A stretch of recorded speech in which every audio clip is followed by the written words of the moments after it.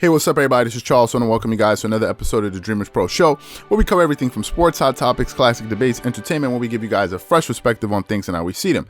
And in today's episode, the topic is, can the Clippers finish off the season strong? So that's the topic I want to get into in today's video. But before we get into that, I want you guys to please make sure you go ahead and hit the like button if you haven't already. Hit the subscribe button and hit the notification bell to be notified whenever we drop our content so you don't miss anything. Also, our Dreamerspro Max, our Dreamerspro Premium community is finished. We'll be launching it tomorrow. It'll be live. I know some people have asked, where is it? Where can they find it? It will be live tomorrow. Don't worry, we'll give you guys all the information. That's where we're going to go live. Once we get everybody signed up, at least the initial people signed up, then we'll put out the schedule to see the games that we're going to be going live with, and also the exclusive content and then the giveaways and all that stuff. But we'll give you guys all the information when we publish. We're going to do videos that explain everything in detail, and you get to see Marco finally. So anyway, let me get into the content here. So listen, the Clippers have had they've had a pretty good record this season overall. If we look at the overall record, I think they're doing pretty well. Now they've stumbled here and there. Now if I look at their overall record here, I'm just pulling it up for a second.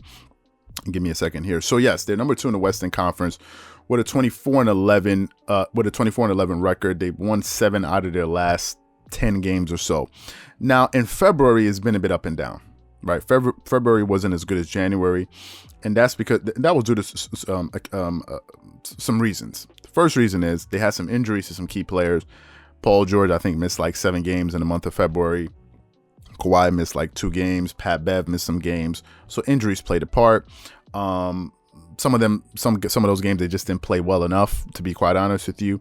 They also had some highs in the month. They won a very good game against the best team in the NBA. If we're looking at the record wise, against the Utah Jazz, they beat them. That was a very good game. Although the last 2 minutes, man, they almost blew the game with the mistakes they were making at the end, but they won that game against the Utah Jazz. Very good win.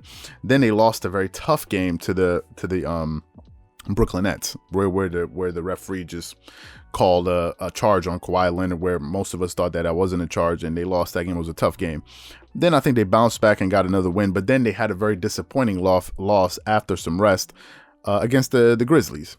The Memphis Grizzlies. They went and played the Memphis Grizzlies, and they just came out flat. They were playing a lot on the perimeter, and they lost that game, I think, by 20 plus points or 20 points or so. I'm not exactly sure, but they lost that game.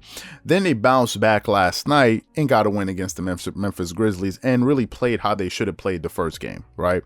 You can see when they were playing the game last night, they made a concerted effort to just attack the basket. They just wouldn't be denied, and they just, they took that team apart. Now, the Memphis Grizzlies are the number 1 team in the NBA in scoring in the paint.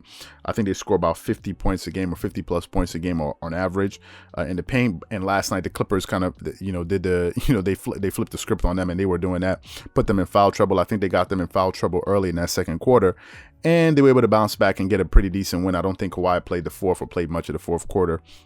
He led all scorers with 30 points, I think 9 rebounds, 8 assists. So he had a solid game, and it was good for them, right? Good that they got that win. Now, listen, their defense has gotten worse. All right, let's talk about their defense. You guys know I've spent a lot of time talking about the Clippers defense, and it got worse in the month of February. Let's just be honest. At one point, they were holding opponents to close to about 107 or 106 points per game. Now, opponents are scoring 109.1 points per game on the Clippers, and they're only beating teams on average by 6 points. That's not very good, okay? They're giving up way too many points to opponents, and that's not a good sign. They need to really, really start improving their defense. There's no reason for the Clippers to be giving up that many points to opponents. To give up 109 points, that's way too many points to be giving up to opponents every single night. So their defense has gotten worse. If I look at the defensive ranking, at one point they were in the top 5. Now, I don't know if they've updated this list. Currently, it's showing that they're still in the top 5. I'm not sure if they are, but right now it's showing that they're one of the top 5 teams in defensive rating. As far as defensive ranking, of course, you have the New York Knicks, of course, because of Tom Thibodeau, ranked as the number 1 defense in the NBA. Then you have the Los Angeles Lakers, who had lost 4 games in a row up until last night's win, when they were able to bounce back and beat, who did they beat? The Portland Trail Blazers, but they got Dennis Schroeder back. I watched a little bit of that game, and that played a big role. Obviously, they got the win, right? They got another playmaker and another scorer and a great defender. He's also a great point guard defender, so they got him back. And then the Utah Jazz at number 3. Then you have the Phoenix Suns, who I think if I look at the NBA standings right now, I think the Phoenix Suns are number 4 in the Western Conference, and they're only 2 games behind the Clippers in the win column. So they're number 4, and then of course you have the Clippers in number 5 there. Now they're going to be finishing off their month tomorrow when they play the Milwaukee Bucks, but the Milwaukee Bucks haven't been themselves.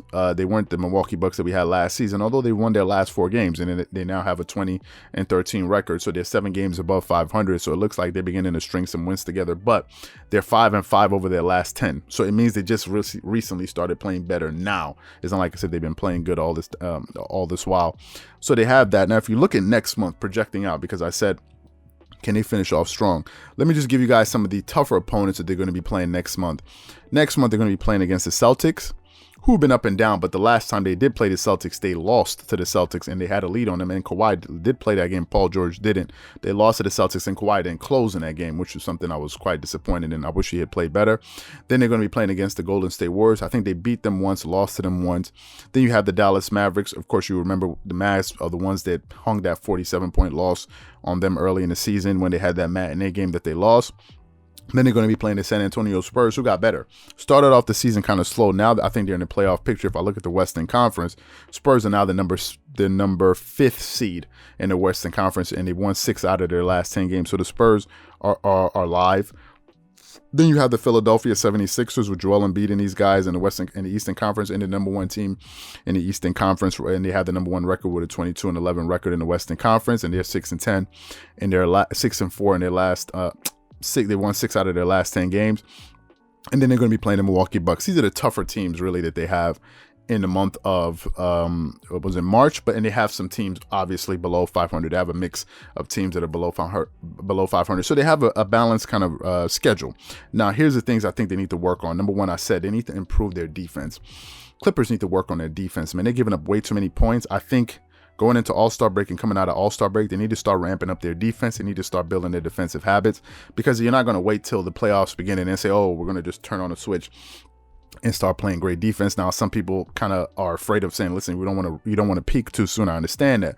But at a certain point, you got to start playing defense. It has to become part of your habits. If you look at the Utah Jazz and other teams, it's part of their habits, because they just come out there and play defense, right? They don't have to kind of search or try to turn it on. They can always hang their hat on the defensive side of the floor. That's something the Clippers need to improve. They also need to start, as far as making a move, they may need to pick up a 3-and-D player, a guy that can play defense, hit threes, and score. Obviously, we've heard the news of Kyle Lowry possibly landing with the Clippers. Again, I don't know how that's going to work, who they're going to get rid of. He has a very big salary. I don't know how all of those things are going to work out, to be quite honest. I don't know. Are they going to buy him out? Is that even possible? And then sign him? I have no idea how that's going to work, but they may need to make a move. And I think if they improve this particular thing with their defense and really start improving their shot making, because they've been missing a lot of easy opportunities, I think they can hold on to the number 2 seed in the West, at least through the month of March, right? For them to catch the Utah Jazz just have to completely capitulate. Utah Jazz have a 4-game lead in the loss column. They're 26-7. The Clippers, who are number 2, are 24-11. So the Utah Jazz will have to drop a lot of games. Now they lost their last game, but they're 8-2 out of their last 10 games. So you waiting on the Utah Jazz to drop the ball is going to be highly unlikely. Now, I think they can finish off the season strong, but they need to have a solid March, and they need to start with playing better defense. As far as what move they're going to make, I have no idea, to be quite honest with you. It's just a wait and see kind of thing. I don't know who they're going to be kind of headhunting for. And one point I heard they were talking about Blake Griffin. Now I've heard Blake Griffin could also go to the Lakers, so who knows? I think we just got to wait and see. So what I want to know from you guys is, do you think the Clippers can finish strong, and do you think they're going to be able to improve their defense in time? Whatever you guys think, please leave your thoughts and comments in the comment section below. Again, if you enjoyed the video, be sure to make sure you go ahead and hit the like button, hit the subscribe button, and hit the notification bell to be notified whenever we drop our content. Once again, this is Charles here from Dreamerspro, wishing you guys an amazing day, and catch you guys on the next episode.